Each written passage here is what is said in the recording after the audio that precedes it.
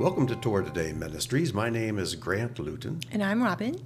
And this is a new episode of Breadcrumbs, something that you and I have been talking about for quite a long time. And we decided we need to quit putting it off and just do a breadcrumbs discussion on it. So tell everybody what we're talking about today, Robin. Oh, boy.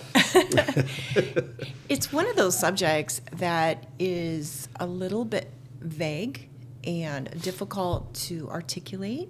So we're just going to trust that God will enable us to communicate this, Grant, without misrepresenting him. That's right. or offending anybody. So I guess we have noticed this phenomenon through the years and lately and seen it, and we've probably most certainly been guilty of it. But taking the things that our Father entrusts to us in secret and assuming that it's for public display or knowledge. And When it's not. when it isn't, because sometimes those things are for us to share, but often they're not. And it takes a great deal of discernment to know the difference. And we don't have this 100% right. But when we don't use discernment, I think that we risk being off-putting to those who are watching, especially those outside of God's kingdom right now. And you still haven't told everybody what we're talking about. Well, I'm going to let you put You're it. gonna- I'm going to throw the ball back in your lap, Grant.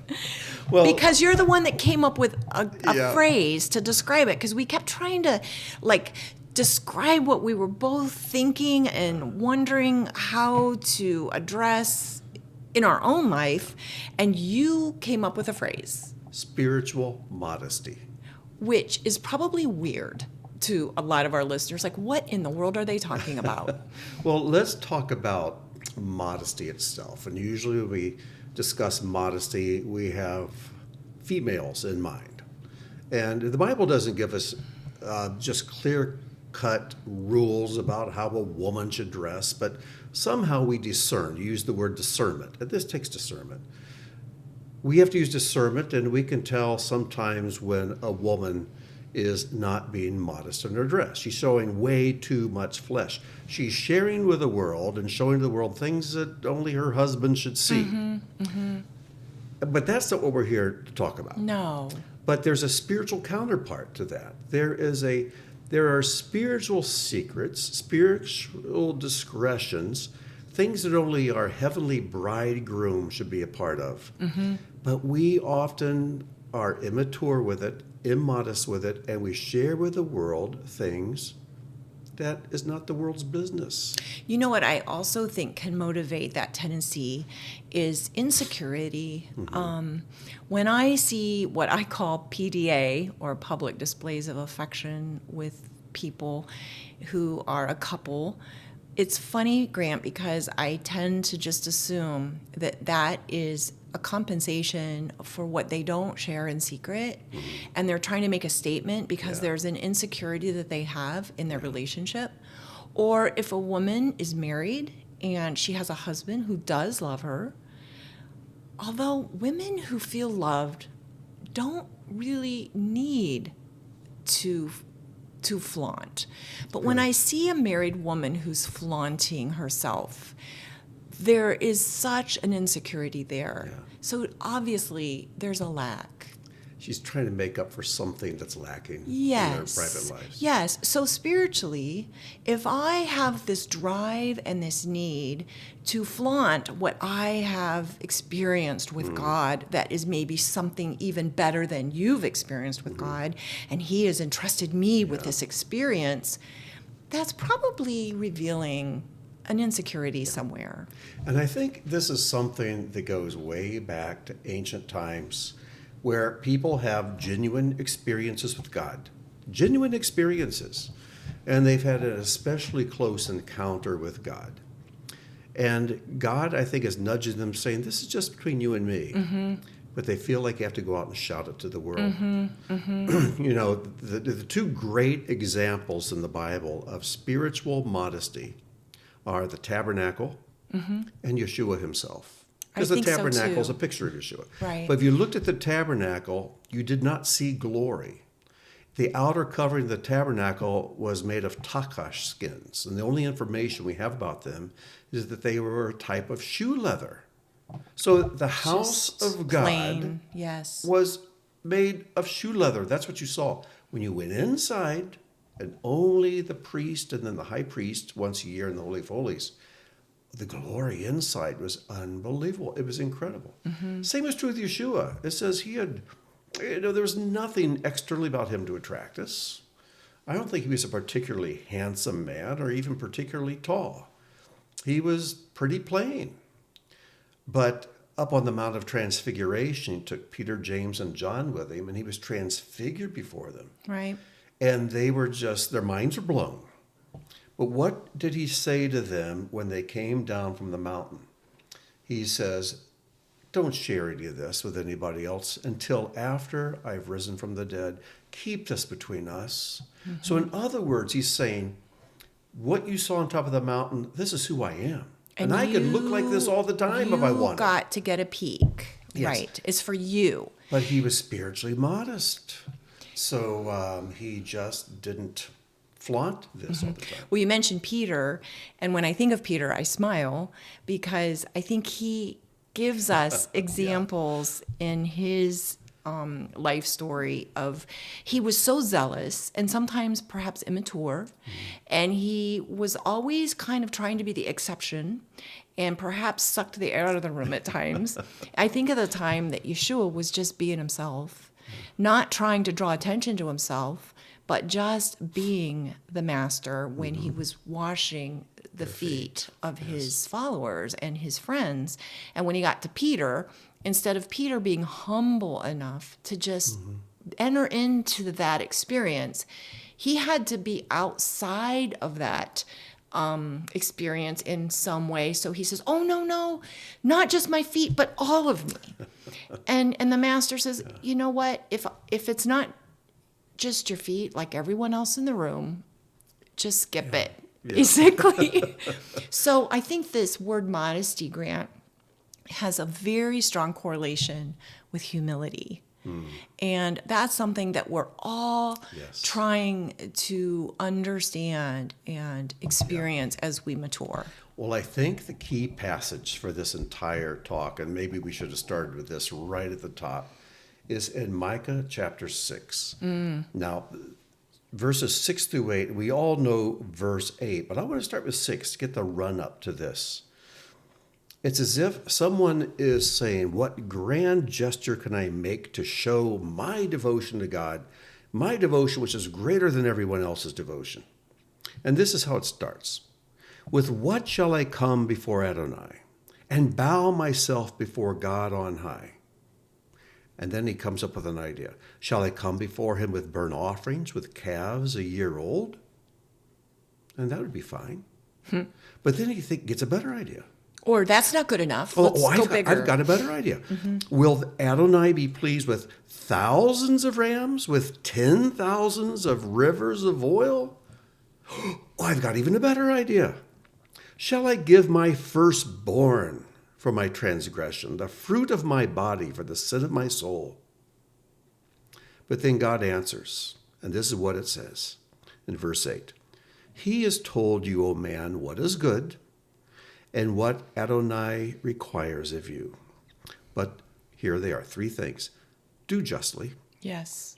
Love kindness, chesed, love loving kindness. So basic. And here's the kicker, and to walk humbly with your God. Walking humbly with God. Right. We, when we compare ourselves to God, we all feel very humbled. But then often when we compare ourselves with other believers, we feel like we need to let them in on just how spiritual we are. Or how spiritual they are not. Yeah. You know, I can think of so many examples, Robin, over the years. I don't always especially when I became a congregational leader, it seems so often that new people would come and they felt like their first order of business to let me know how spiritual they were. And I would often just inside just kind of have to chuckle like, just be you. Just be a friend. Just don't try to impress me with your experiences. I'll never forget about 35 years ago, and this is long before I became a congregational leader. I was a Bible study at a lovely Jewish couple's home who are really devout believers in Yeshua, and they would open their home. And there was a gentleman there who was part of a television ministry, an evangelical ministry and everybody had seen him on TV, and he would come every week. And again, this is 35 years ago. I'm not going to share names, and he is dead, and nobody will ever know who this person was. But he started talking about his experiences with the Lord. That were supposed to be intimate experiences. Yeah. Physical manifestations that God had made, where the Holy Spirit would make the leaves on a tree just shake.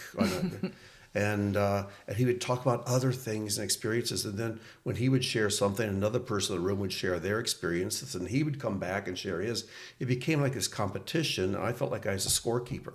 Who's had the most spiritual experiences? But let's be honest, we've gotten caught up in it. Everybody tends to. And that's immaturity. It's yucky. Yeah. It is. Little children can run around without their clothes on, and it's kind of cute. But at a certain point, it if we're stops being spiritually cute. mature, we need to keep covered up. Our spiritual things belong to us and to God. We need to be very careful that we don't walk in pride, but we walk humbly with our God. And it tends to be embarrassing to everyone in the room, as was that experience for you those years ago. We've all experienced that. When in the Word, a man, I think of Isaac, when he first sees Rebekah, who will be his bride, the Word describes them as going into the tent. And there are things that God intends to keep inside the tent to really be the encounter that strengthens our relationship with Him. That's right.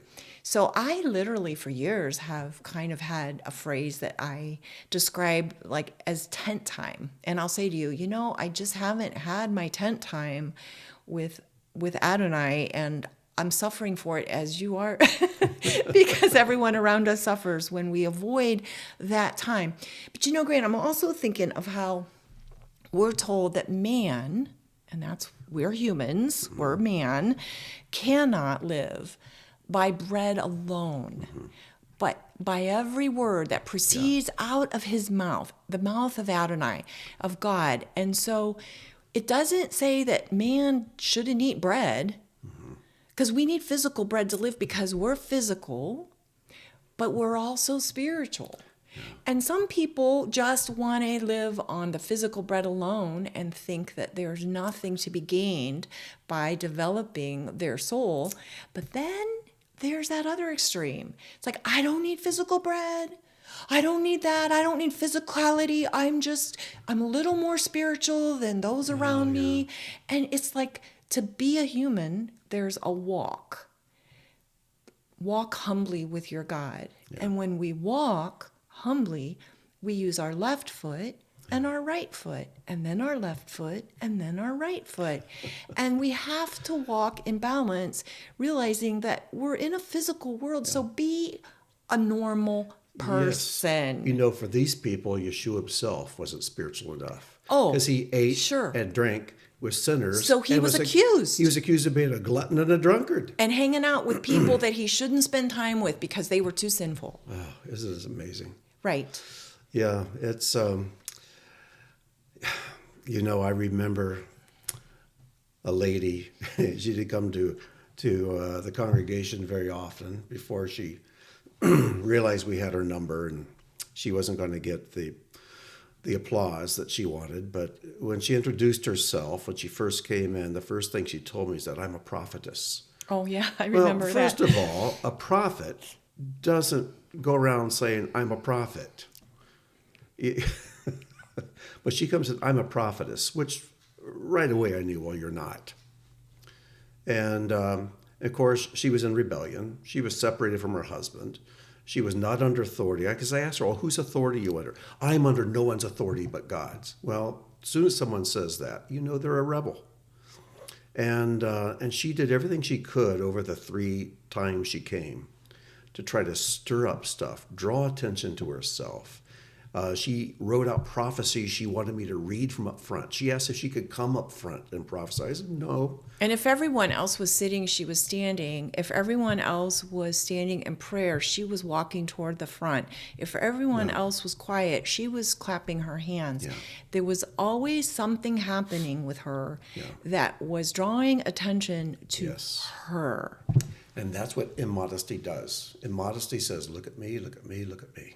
And Yeshua, his life demonstrated and demonstrates, as we still allow it to affect us, him drawing attention to the Father. Yes. And looking around him to serve everyone around him. Yeah. So he was giving life to the people around him and paying attention to them. Yes. And then drawing their attention to the Lord. Yeah. And so that's our model. That's exactly right. You know, I was thinking about the time that Yeshua sent out the 70 to raise the dead and cast out demons and heal the sick and so on. And this is in Luke chapter 10. And when the 70 returned with joy, saying, Lord, even the demons are subject to us in your name. And but in verse 20, he says, nevertheless, do not rejoice in this, that the spirits are subject to you. Rejoice that your names are recorded in heaven. In other words, it's a quiet Yeah. thing that is real. Just bask in the reality of it, but be quiet. I want to go back to one of our favorite definitions of spirituality that we have kind of returned to through the years. Yeah.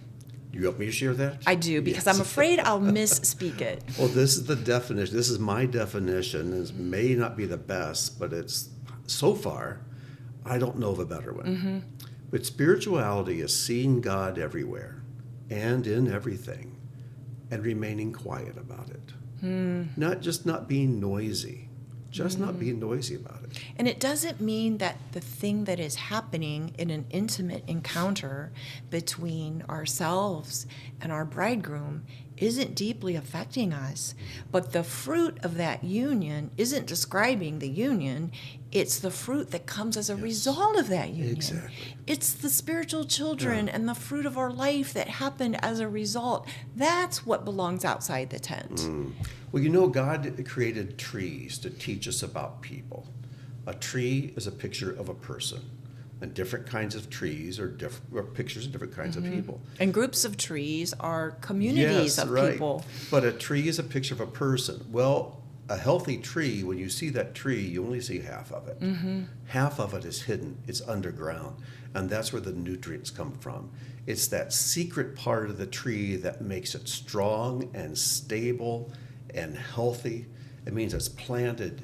And but if you don't have a secret life with God, in other words, every experience with God, you go and share it with the world, then you have no secret life with God. You have no hidden life with Him. Your root system is exposed, which means you're going to be unstable. Yeah, and the storms are more likely to really affect you and to topple you over.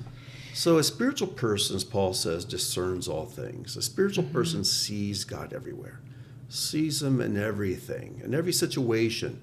He perceives God's presence in that. Even if it's something painful, something that causes grief, and it's like God's still in that. And you know what I've come to understand, slowly but surely, is that the humility that results from that encounter with God in a secret place will result in love. And that love will not only protect my secrets, but the secrets of others. Yes. You know, love covers a multitude. Yes. And so sometimes it's not just my own nakedness that God wants me to be careful to cover spiritually, but the nakedness of others, even if they're immature or they've made a mistake, because that's what love does. That's right. He came to be our kippur. He covers us. Yes. And so I'm not even going to share that. It'd be immodest. But, you know, the Hebrew word for modesty is zaniut. Zaniut. And it's a very common word in modern Hebrew, but it's only found one time in the Bible. Only one time. And it's usually translated humble. And it's in Proverbs 11, verse 2. It says, when pride comes, then comes disgrace. But with the zanuim, these are the modest people, with the zanuim is wisdom. So pride is spiritual immodesty. Yeah. Because you want people to know that you're close to God. You've had experience with God. That God has used you. God's answered your prayers. God has done these things through me. I've done this. But with that comes disgrace. Because so many people who I've heard boast about what God has used them to accomplish, later on, they fall flat on their face, and there's disgrace. But with the modest, with the spiritually modest here, there is wisdom. Humility and wisdom go together. Humility is the beginning of wisdom. And when people are spiritually immodest, other people can see the foolishness. They might be impressed at first, but eventually the foolishness of their behavior will be seen. So we're kind of like I love the story. I think one of the most spiritual fairy tale out there is the emperor's new clothes. Oh, right? I know. Oh, the emperor, because of his pride, he believed that these two Fools. these two con artists who Yes. came into town, we make the most wonderful cloth, but it's so wonderful, so magical that fools can't see it.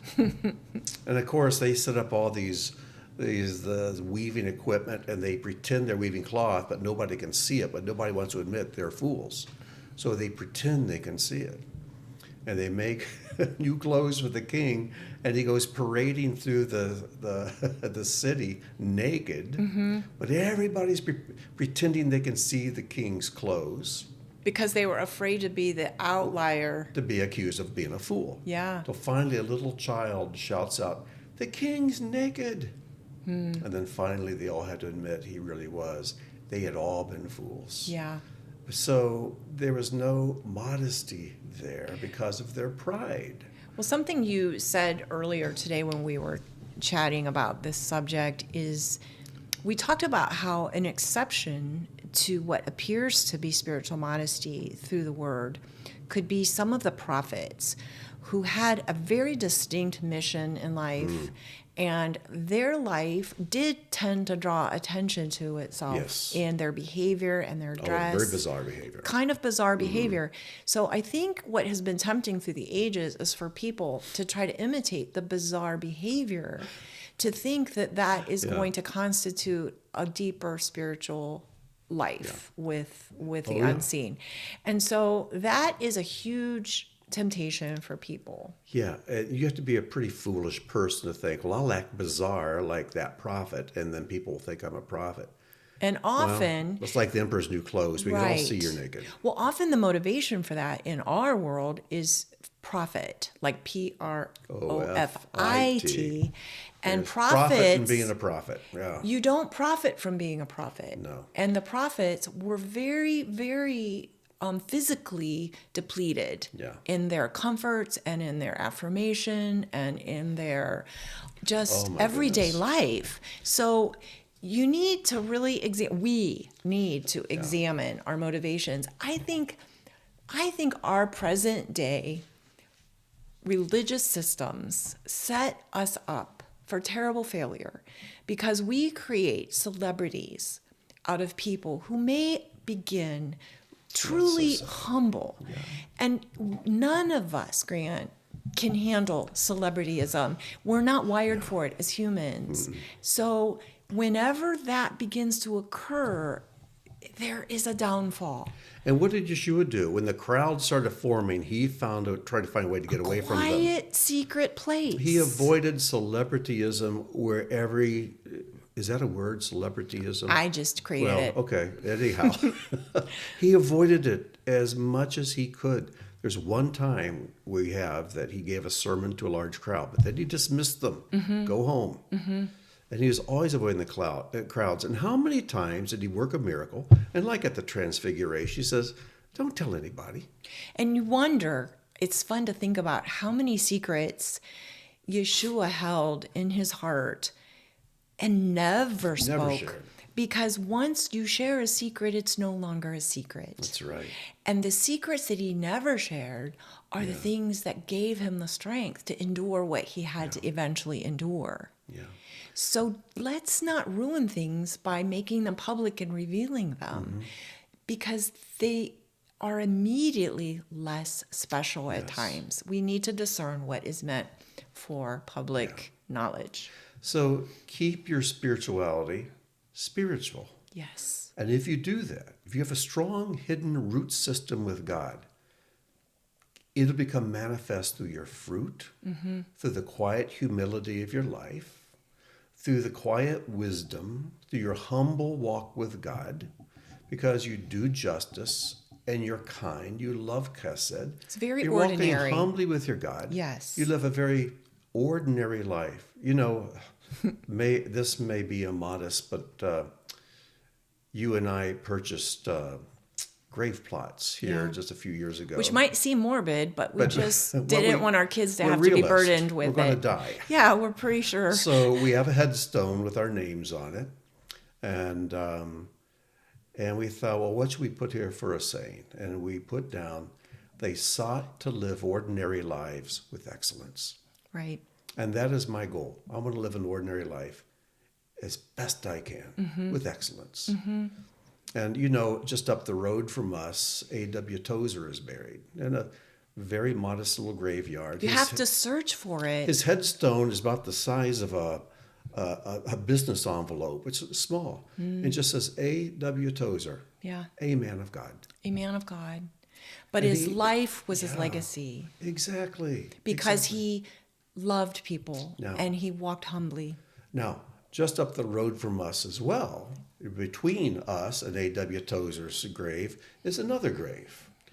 There is a large celebrity. church building with a celebrity faith healer who was well known back in the 60s, 70s, 80s.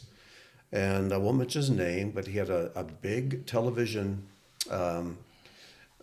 following. He was on the air all the time. And I'm just going to say it. He's weird. He's dead, too. But he was weird.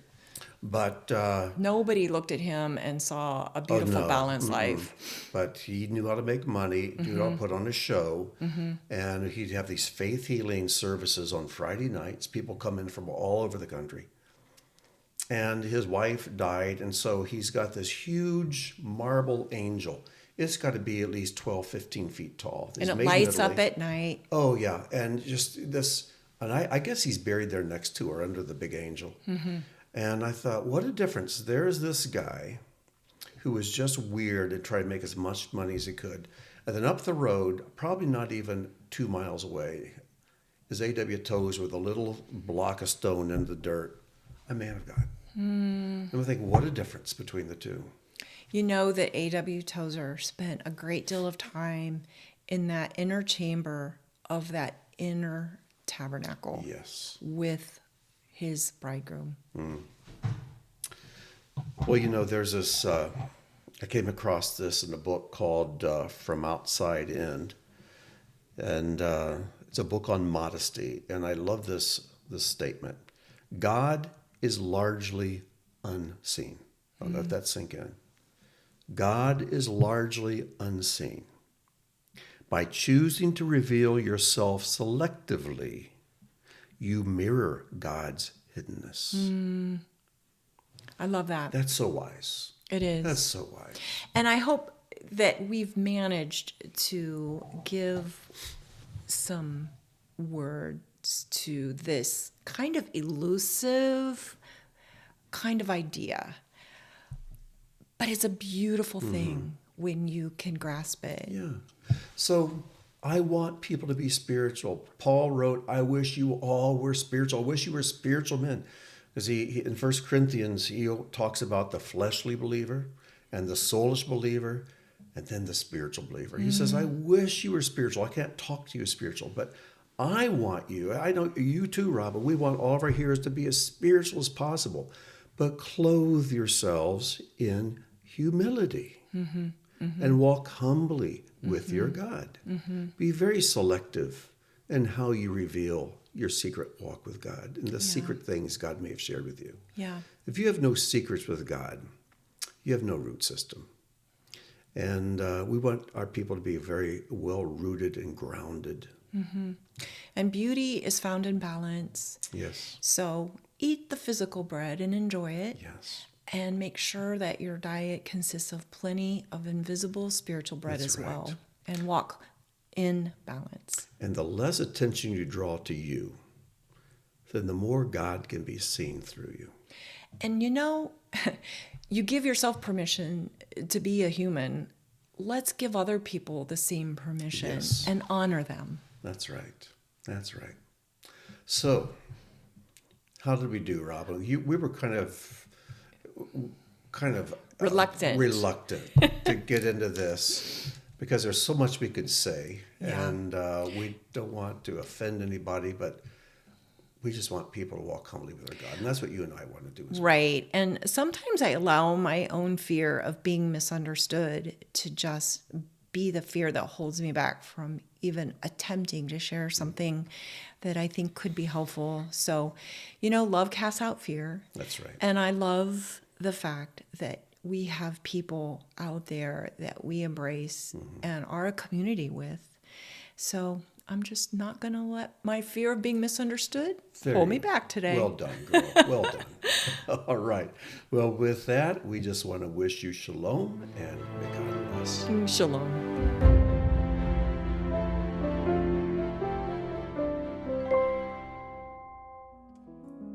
Thank you for joining us for today's teaching. If the work of Torah Today Ministries has touched your life, please consider making a donation or sponsoring an upcoming video. As a video sponsor, you'll have an exclusive opportunity to memorialize a family member, celebrate a special event, or simply support the ongoing creation of similar content. Your tax-deductible contribution helps ensure that our teachings continue to reach all who are longing for truth. Click the link or visit our website to learn more.